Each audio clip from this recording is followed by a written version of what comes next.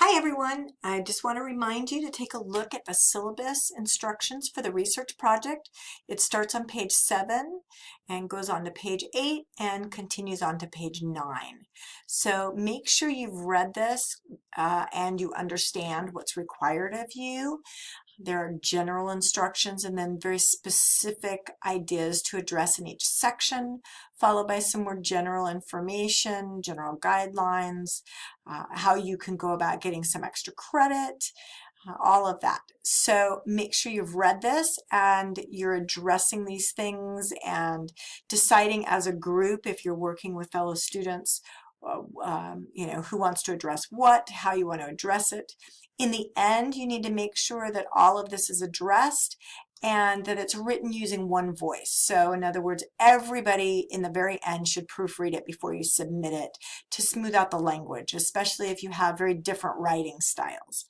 Everybody is responsible for every word, every period, every APA citation.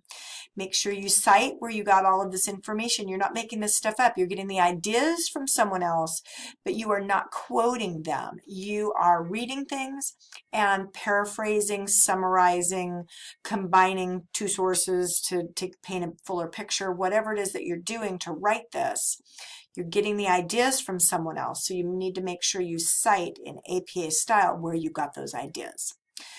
So drop me an email if you have any questions, but by now you should have read this and understood it and be talking with your group about what direction you want to take. You've signed up for a chapter, but you have to refine that topic. That's a very, very broad topic, so you need to refine it to exactly what the social problem is. The social problem is not healthcare. The social problem is that adequate healthcare is not provided to all citizens in the United States. So that's a lot more specific, and that's something that you can research and talk about. So make sure that you're doing that. You've contacted your group. You're starting to gather sources on this. You can gather sources from wherever. This will tell you what your requirements are. You have to use the chapter that you signed up for. You need to use at least one scholarly source from the library databases, and it talks about that in here. And then your other sources can be from wherever you want. They can be more chapters, more scholarly sources, or newspaper articles, magazines,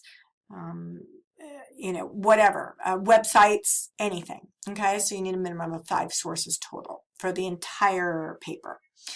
Break it down into these sections, right? You can use these as section headings, or you can have more descriptive headings than that, right? Than the problem. You can have a very descriptive heading if you like, and very clearly state your social problem, why it's a social problem.